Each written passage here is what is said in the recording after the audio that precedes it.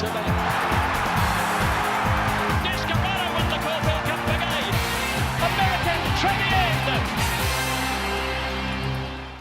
It's time again for your daily bite of racing. Today from the Melbourne Racing Club at Caulfield, where 3 Group 1 races on Saturday are highlighted by the $1 million The Age Caulfield Guineas.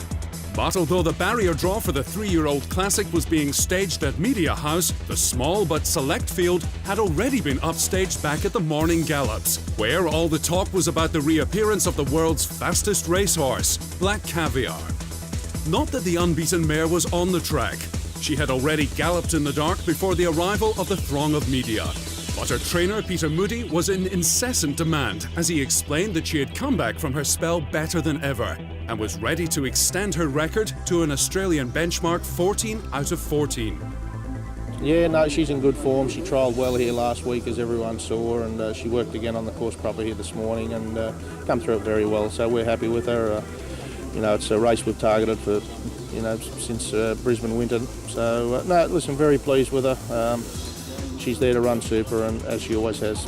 She's a more mature horse, she's a sounder horse, and no, she's very happy with herself.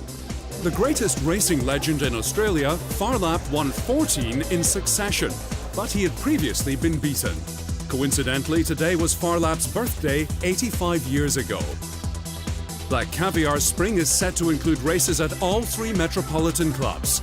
Melbourne Racing Club chairman Mike Simons is used to wearing many hats as owner and administrator, but he sported only one today. We're all in the Black Caviar camp for Saturday, actually for the whole Spring Carnival. She's resuming on Saturday in the Scalacci Stakes and then goes to the Moir and probably the Patinack to finish her campaign. So it's just so exciting to have a horse of her calibre as the headline act for the Spring Carnival. Simon said the appearance of Black Caviar, albeit against small and moderate opposition in the Group 2 Scalacci Stakes, had the club on track for a record return despite world financial uncertainty. Massive. I mean, the interest level in racing as a result of Black Caviar and her going for 14 straight on Saturday has been huge. I was just saying to someone earlier that our benchmark year was about 3 years ago when Weekend Hustler was running in the Caulfield Cup. Interest levels in racing then were sort of sky high, and ticket sales and hospitality bookings are ahead of where they were in Weekend Hustler's year. Only 8 horses have accepted for the Age Caulfield Guineas, but it's opened the way for a tactical race between 3 main players. Sheikh Mohammed's colt Helmet, to be ridden by Karen McAvoy, is the bookmakers elect at $2.50 on the strength of his winning experience on the sometimes tricky Caulfield track.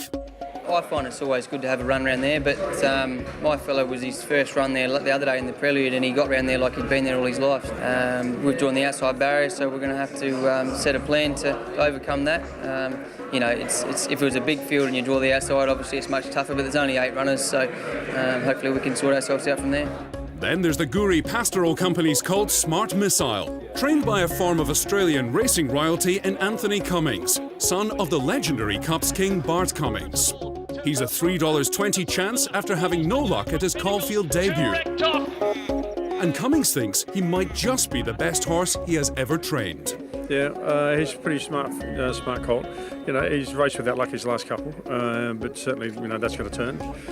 And if we get the luck on Saturday, he's easily good enough to win.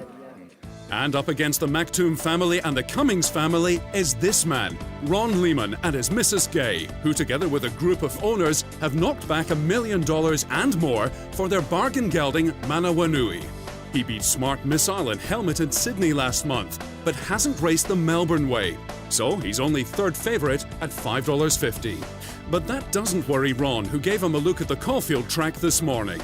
I thought he worked very well. I couldn't put a watch on him because there's a big marquee there. I didn't know where the winning post was, but to the eye, I was very happy with the way he went to the line. And as far as those offers from Hong Kong to buy their unfashionable gelding, I suppose at our stage in life and the owners, well, they've been in racing for a long, long time, and you want a good horse. So why sell it when you've been looking for something for a lifetime, as they say? Why sell it and give it up? You've got it. Enjoy it. And on that note, that's all for today's Bite of Racing. We'll be back with the internationals at Werribee tomorrow, and later in the week, we'll have more on Black Caviar Fever. See you then.